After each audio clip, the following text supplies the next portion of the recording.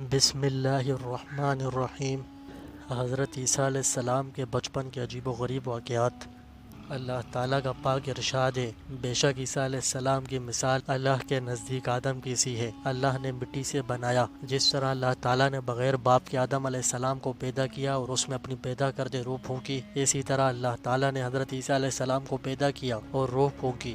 اللہ تعالیٰ نے جو حضرت عیسیٰ علیہ السلام کو معجزے عطا فرمائے تھے، ان میں سے ایک یہ کہ حضرت عیسیٰ علیہ السلام کی گواہی اپنی ماں مریم بنت عمران کے حق میں، جبکہ اس وقت آپ نومولود دودھ پیتے بچے تھے۔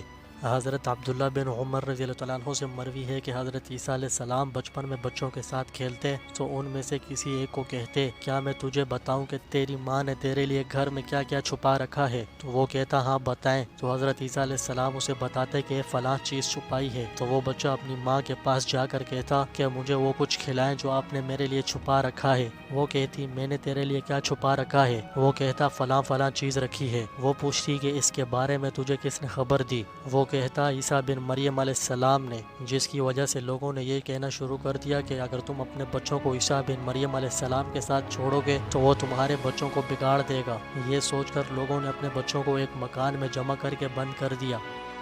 حضرت عیسیٰ علیہ السلام نے باہر نکل کر ان کو تلاش کرنا شروع کیا، لیکن ان کو نہ مل سکے۔ پھر آپ علیہ السلام نے ایک مکان کے اندر سے بچوں کے شور و غل کی آواز سنی۔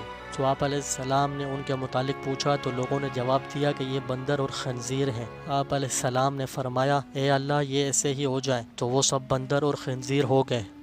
حضرت ابن عباس رضی اللہ عنہ سے روایت ہے کہ حضرت عیسیٰ علیہ السلام اللہ تعالیٰ کی طرف سے الہام کی بنا پر اپنے بچپن میں عجیب و غریب چیزیں دیکھا کرتے تھے، اور یہ چیزیں یہودیوں میں پھیل گئیں۔ حضرت عیسیٰ علیہ السلام جب کچھ جوان ہوئے تو یہودیوں نے آپ کو قتل کرنے کا ارادہ کیا، تو آپ کی ماں مریم بنت عمران کو خوف لاحق ہوا، تو اللہ تعالیٰ نے آپ کی طرف وحی کی کہ انہیں مصر لے جاؤ۔